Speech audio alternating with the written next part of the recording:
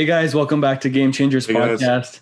This is Harsh. Today with me, Jaden, and of course, a really essential member of our Gamechangers team, Kunal Parmar. Happy to have you on, man. It's been long due. Thank you. Yeah, no, it's been a while. How long have I known you? Like 2 years? Yeah, I think even a little bit more. I think 2 years. 2 years, yeah. And it's crazy how we met because I think it was the first, like we had our first initial team with Gamechangers and that kind of got disassembled. But I just literally put a post out there and we're looking for people interested in videography, photography, like students and stuff. And then like you just commented and you reached out and then you just DM me saying like, yo, I'm interested. That's literally how we met. It's crazy. Slide in the DMs. You did slide into my DMs, man. But I don't mind those, if good looking guy, got the nice Drake beard going on, everything. So yeah, and it's worked out good, obviously. Yeah. Yeah. And of course, Jaden joined us after, but Kunal has been on and off as well because you were part of our initial team, and then I know you took some time off because you got busy with your own things. But then, I said, man, I need this guy, and I hit you up. I was like, Kunal, man, we need you. Would you be down to come back? And you said yes. So I was thrilled, more than thrilled. Yeah, no, it's really fun. Yeah, like just working with both Arsh and Jaden, like it's just been like fun. Yeah, right? It doesn't feel like work at the end of the day, right? Are you saying that, or you actually mean? When I say that, no, I'm speaking the truth. It is a lot of work. Like to all due respect, I think for people that are watching, and especially people that, me and Jaden, we just come on the face and we're kind of like talking to guests. It's the fun part, but I know it's fun for you, but it's also really difficult, the behind the scenes that goes on. And, just the editing, the small little things, even the content creation that you do for us. And, for people that don't know Kunal, just to give a small introduction, Kunal is the founder of ParmarProductions, which is a videography and content creation company. He does, he's managing some artists for content creation. He works with us at Gamechangers podcast. He does promos, commercials, shoots. I don't know, maybe I'm missing something, but that's what I know of. He's also a second-year student at MacEwan University, majoring in comp sci. And at the same time, he's recently landed a job at Shopify. Big congratulations, man. Thank you. Yeah, thank you. It was fun. Like the entire process of even just getting to Shopify was like really, really fun. Like I essentially just threw my resume out there to them. I applied through Indeed, and next thing you know, a week later they reached back. We set up a first interview, just a call, like an introduction call. We did that. After that, it was like another, I think 3 days, and then they set up a technical interview, where you actually go in and do what kind of essentially is your job going to be. So my position is IT support, so it's an entry-level job. Still amazing because Shopify, it is a Canadian-based company in kind of the software and tech realm, and they're huge. Like I believe they're Fortune 500. Yeah, they're huge. I think they're the biggest publicly traded company in Canada. But before we go further, Kunal, I just want people to know your age and your work experience, because I think that puts a lot into perspective. I think if I'm not wrong, you're 20 years old, right? 21. You're 21. And your work experience, like, what's your work experience like? My work experience, I've been working since 14. So it's been like, I do have like a lot of years under my belt, but as for like the actual experience, I worked at a grocery store. I worked mainly like retail in the tech space. So like Source, Best Buy. I used to work at Jump Plus. I previously my last day was literally on Sunday. So I just quit the place. But like that's been like my experience. I also worked, like my dad's owned a Mac store back when I was like 12. So I did a little bit of work there. He's owned like carpet cleaning company. I've done labor work there. Right.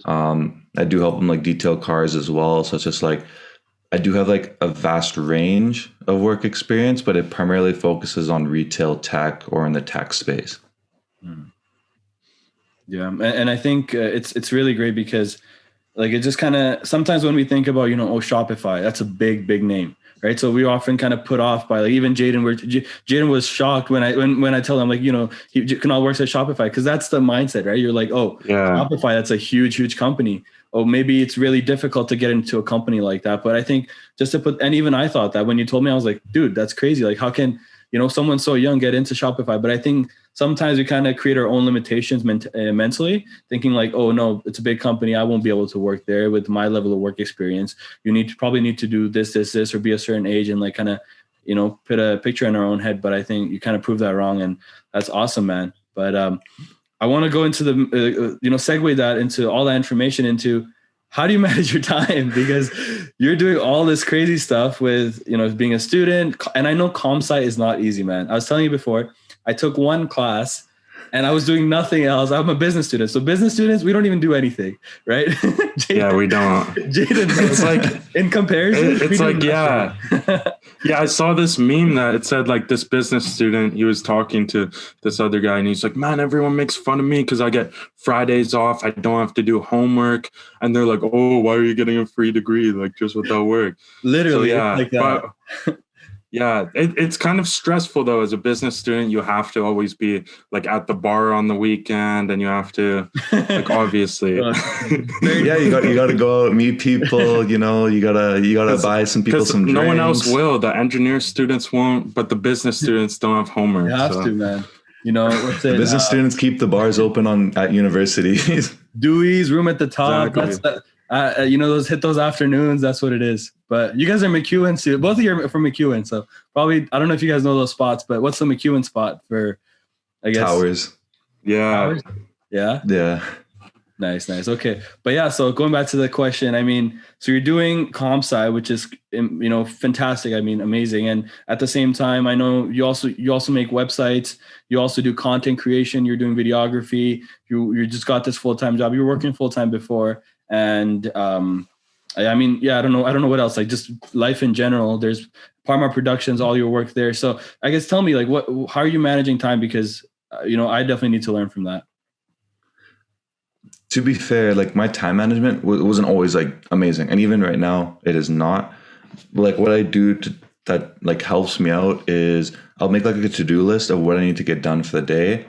But the biggest thing that's helped me was not just saying like study my computing like 200 class, right? I'll write down like, okay, I need to study my third lecture of this week, right? I need to make it through, or I need to complete this like lab 4 in computing science 200, for example, right?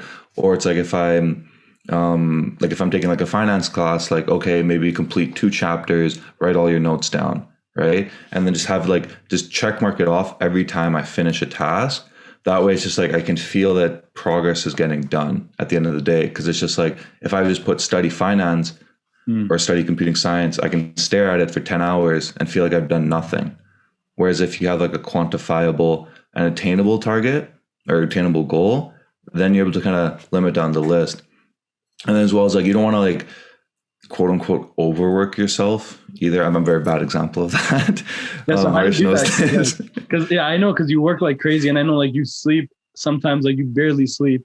So it's like, how do you keep that energy going? Because sometimes when I try to do that, it just, for me, it catches up to me. And I don't know if Jaden can relate. Like sometimes it gets too much and you're like, yo, man, I need a break. But with you, it's like, it's not like that. I feel like maybe you just love your work so much, or I don't know what it is, but you're always like fueled with energy. Every time I hit you up, you're like, yeah, I can do that. I can do this. I can do that. Always like full of energy and ready to go. So I guess what's your secret in terms of like that infinite energy that always keeps you going?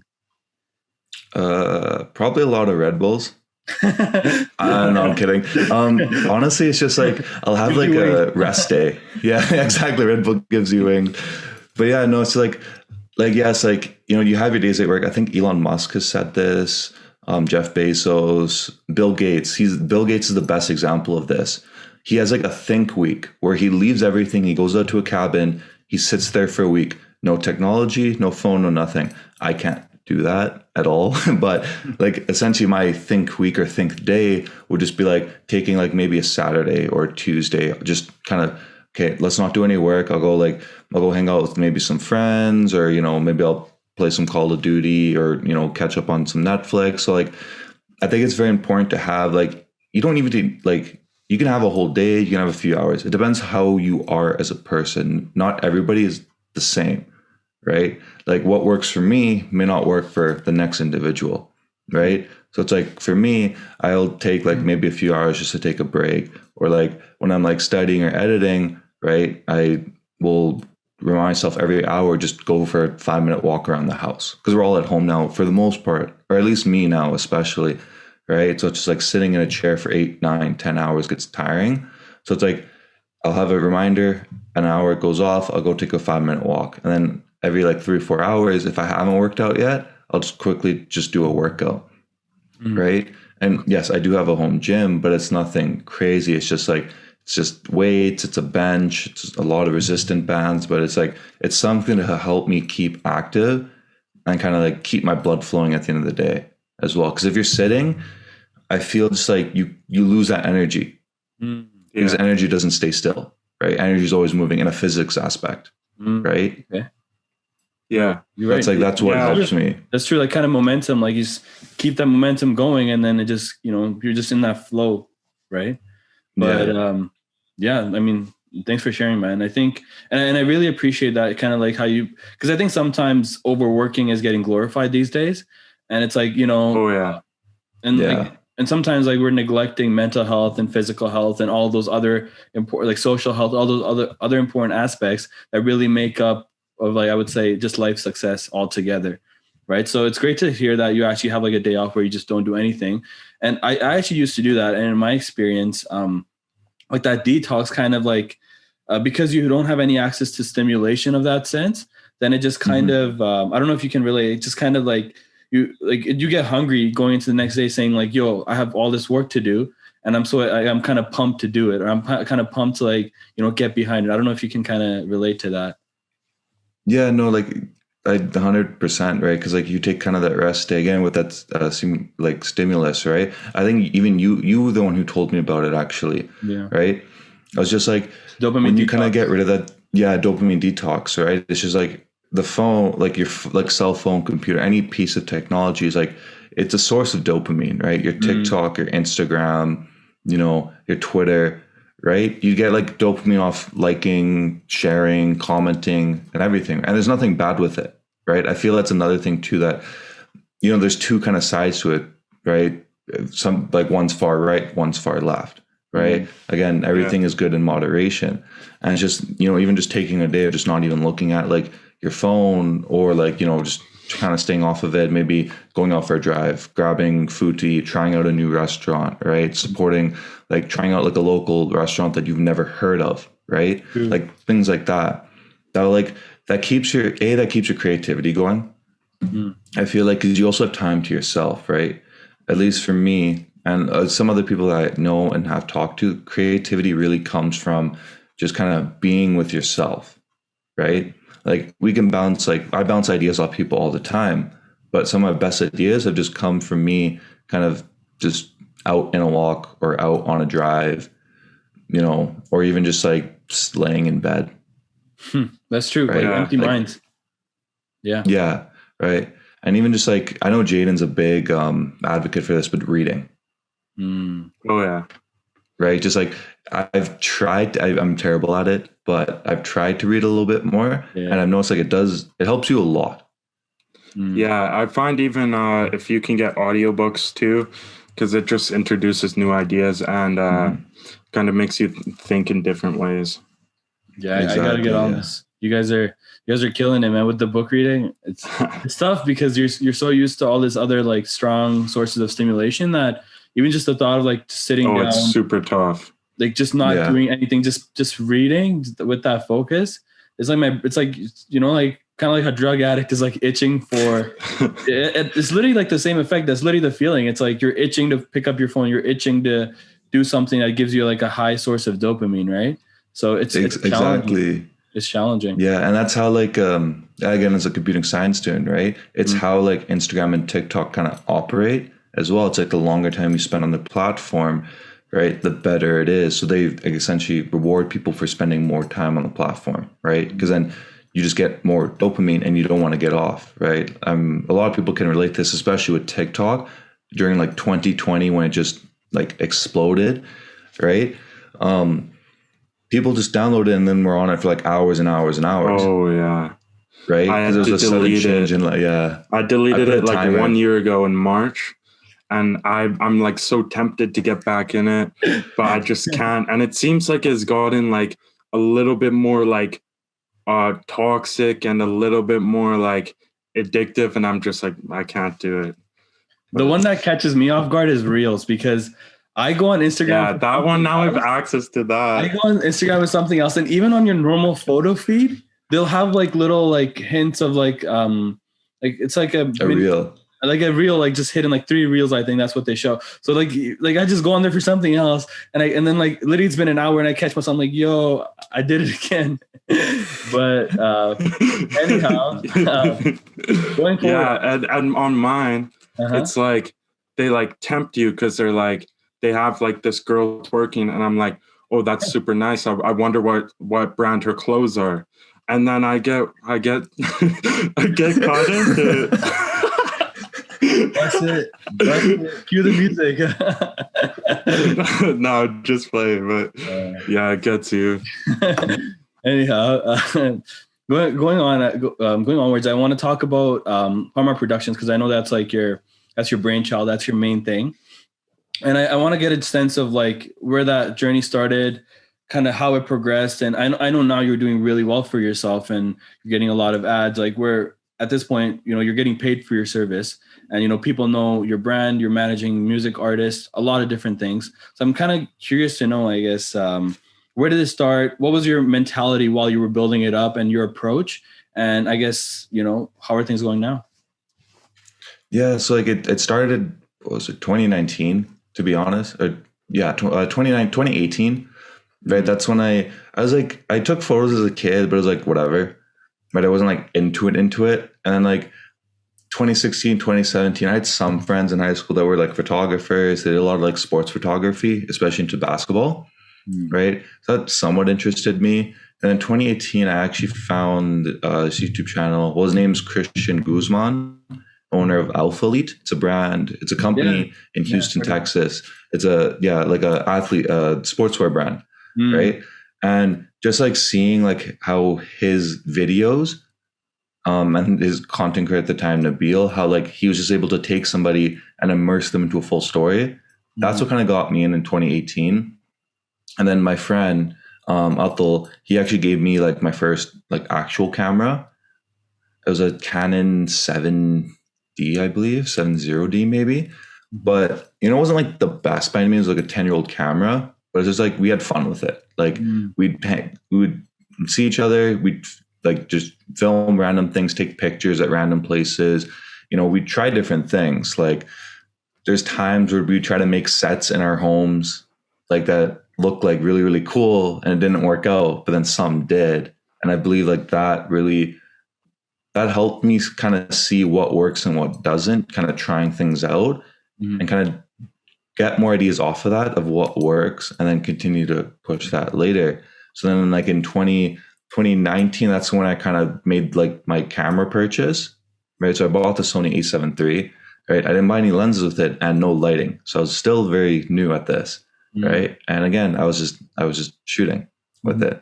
And then I realized, okay, maybe I need a lens. So I bought a lens, still no lighting, which is terrible. And then after a few months, I'm like, why are my videos not good? Like, I'm like, I have a better camera than some of these guys. Right. Why are they not like, what's not there? And then I'm like, okay, I need lighting. So then again, I went out, I purchased some lights, and then I learned like color grading and all like the other stuff as well. And that's what kind of elevated it as well. So like you kind of take bits and pieces here and there and you kind of put it together, and that's how you kind of come with the final product, right? You don't start like you're great.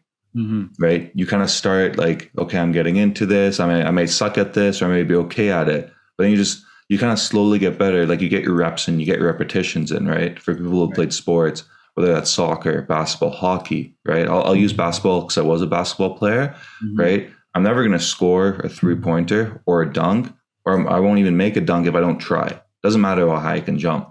If I don't actually attempt the dunk, I'll probably get stuffed by the rim, because I don't know how far my hand needs to go back. I don't know how high I need to jump, right? So again, it's just like with that repetition, I learned all this stuff through YouTube as well. So it wasn't like I went like your source of education or like self-learning. Like I know YouTube, you said, is there anything else that YouTube, the biggest thing, actually the one thing that helped me learn the best was reaching out to other creators in Edmonton and saying I'll do your behind the scenes for free, or hey, I want to do your behind the scenes, or them like kind of inviting me, right? So it's just like I'd comment on their posts, right? They'd sometimes comment on mine and just develop a relationship. So it's just like, for example, when they were shooting, DNA, it was like my most recent one, when they were shooting a music video, right, for Covey, I was the behind the scenes guy. And again, you learn so much by seeing these guys work, at least for me, right? Like just seeing these guys kind of operate, right? You just learn a lot more being in that environment when instead of just sitting at home watching YouTube videos for 8 hours a day. I feel like you also need to be in the environment, right? And again, like I do attribute my biggest learning to just these like Edmonton creators like Kurtzy, Cordell, even I've never met Devane. I honestly probably pronounced his name wrong, but I have been following him since he started too. And it's just like all these guys, there's plenty of more that I haven't mentioned, but it's just like all these guys are very, very helpful at the end of the day too. They're not like, they don't have an ego at all. So even if you reach out to them, right, first thing you got to offer value to them, right? At this, like you have to offer value to them. You can't just be like, hey, can you teach me how to like do videography? Right? They're going to be like, well, I don't have time. I have a video production business, right? I have 2 music videos to film this week, right? Whereas instead, maybe you go in and be like, hey, I want to come do your BTS for this music video. I want to give you content, right? I want to give you photos, right? Because these guys, even like for myself, I don't have pictures of myself, right? Right, like you probably noticed it. Like I barely have pictures of myself of doing the work, right? So it's just like when they kind of see that you're kind of giving them value, right? They're like, okay, like he's actually here and he wants to build something meaningful, right? So it's always like you give first and then you get. That's like, and you're a big for like working for free. I'd say so, yeah. Like there's a point where you do need to charge for services, but I'd say you got to look at your situation as well. Right. Like I was working a full-time job. Right. And it was a pretty secure job. I'm not going to lie, because this was Jump Plus back in 2019. It was like, I was a sales manager there. You know, I wasn't getting laid off or fired. Right. So yes, it was pretty secure. Right. So that's what allowed me to kind of work for free. But I still do believe in working for free because you still have to provide value for somebody. Right. For creative, you have to build your portfolio. I can go out and buy like the Red camera, which is like about, I think it's like 10 grand starting. Right. And say like, I'm filming with a 10 grand camera. Well, anybody's going to look at me and be like, okay, but let's see what you filmed. Right. Like even to this day, yes, I get paid for my work, but I still do videos for free. I still work with like these very, very small brands sometimes, right? Like I'll purchase like, I have it on me, like this bracelet. It's from a local Edmonton mom, and I'm filming a small little commercial for her. Right. Just because I'm like, well, she doesn't have like the funds to do it, but I just want to do it. Right. Yeah. Right.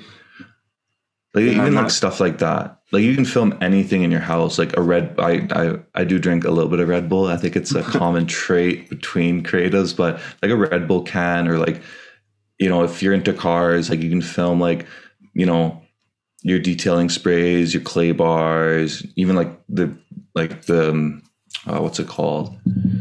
The shampoos and stuff, right? You can even make like small little commercials for that. And you don't need anything amazing. Like you don't need a full production set. Like the table behind me, that's where I film the stuff. Yeah, like I just lay it with black and just go with it. Yeah, I'd like to point out that seems like it seems like you generally how do I say this? Like you kind of, it seems like you have like a general map for your career, and you kind of are pretty intuitive on how to get there because you're getting your reps in right now. And it's like, starting to take off, and you know that if you get those reps, then it's going to help you in the long run. Like Malcolm Gladwell says that to master something, it takes 10,000 hours, which is 8 hours a day for 20 years. And so like you have gone in like years down that, and you've got in your reps, and then you kind of see your progress, and you can see where you're going in the future. Yeah. No, I agree. I think Kunal is like one of the hardest working people I know, and you're doing great, man. I think you're probably, I can see you being one of the top videographers in Canada in the next couple of years. I think you've already grown exponentially over, like, how much you've grown in 2 years is absolutely insane. And your mindset about providing value and focusing on learning rather than, how much money I can make. I think that's what's really going to push you far. But I also want to talk about the second half of what you do, because you're not just doing videography, you're also doing content creation. Now, in terms of content creation, briefly want to touch on that and ask you, I guess, what are some resources, and I guess what's your style? What's your go-to couple of things? Like, how do you make it? What do you use? Stuff like that. Yes.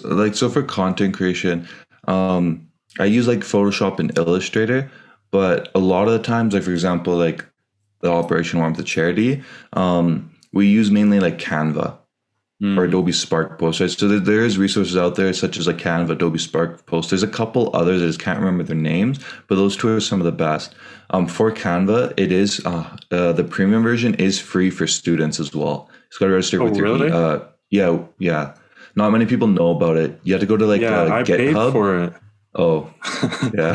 I get something to get for free now. Yeah, no, like there's a lot of like free resources for content creation, right?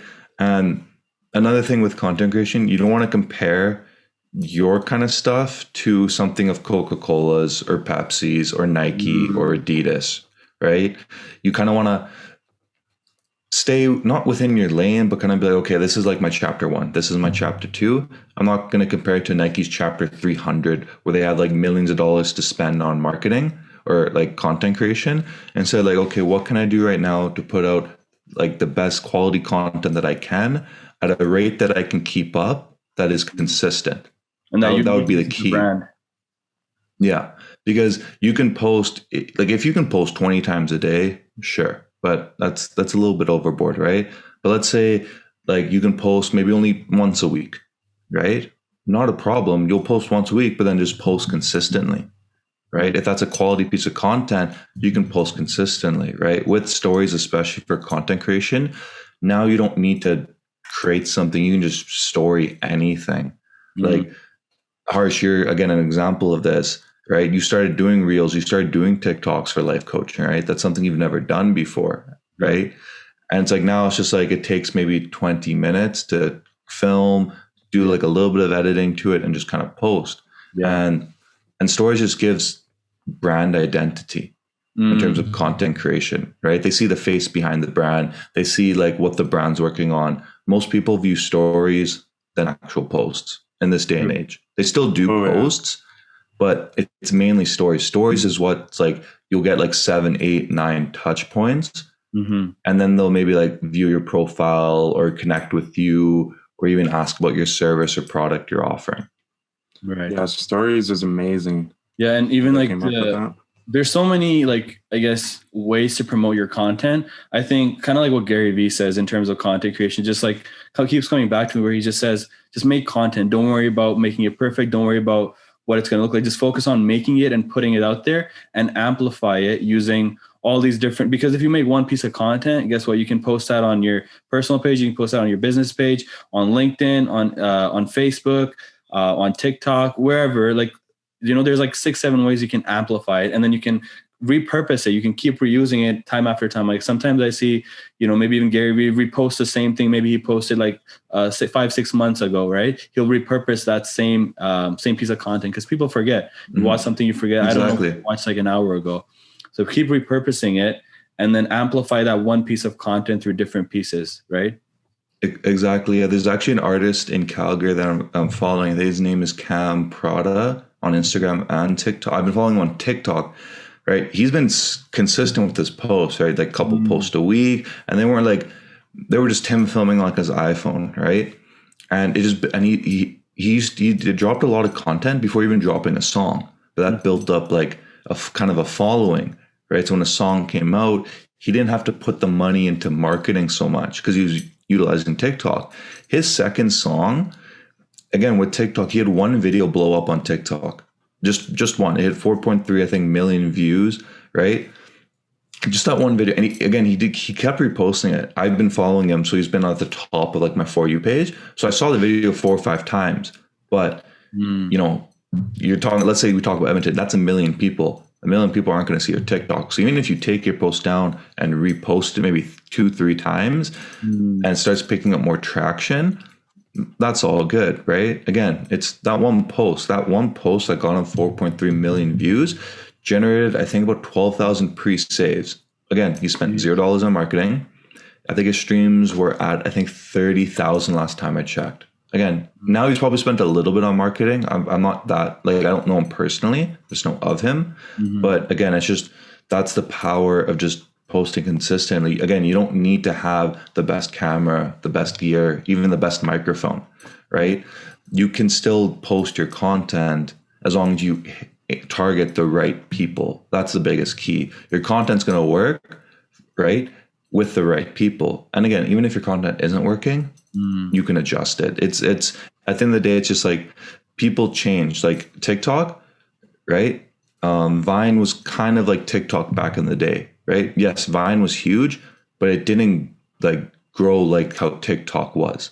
No, you're right. TikTok's just exponentially grown, and I think kind of something similar we've seen with Clubhouse in a way where, you know, I think that people are saying that's the next big thing and something for us to utilize. But I know we're kind of running short on time because I know you have to get going. But just to kind of, as we come to a close, the final question I want to ask, you know, after your experiences and everything you're doing, you know, being a student entrepreneur, seeing a lot of success in your brand and everything you've done, and, you know, all the other things you're accomplishing, what's the best piece of advice you have to offer to university students or someone watching this? That's a little bit tough.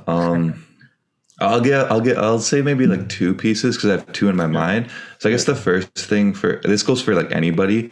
Let's say if you don't know what to take in university, let's say you don't know what to do, or let's say if you're in one field like sciences and you want to move to, let's say, like an accounting degree, or you want to go into medicine or something like that, right? Try your best to find a job or experience in that field. So try to like land a job, experience, or talk to somebody in that field to get firsthand experience, right? Because again, everything nowadays is very glamorified. Best example, Suits, glamorifies lawyers. Law isn't actually like that. So it's just like try to do your best to get that experience before you kind of make the switch as well. That way you get a better feel of what you actually want to do. And the second thing I'd say for university students, don't worry about time. Everybody's hung up on, I need to graduate early. I need to find a job early. I need to do this and that, right? Again, I've had friends make 100K at 21, at 20, right? There's people I know that now have moved on to LA, right?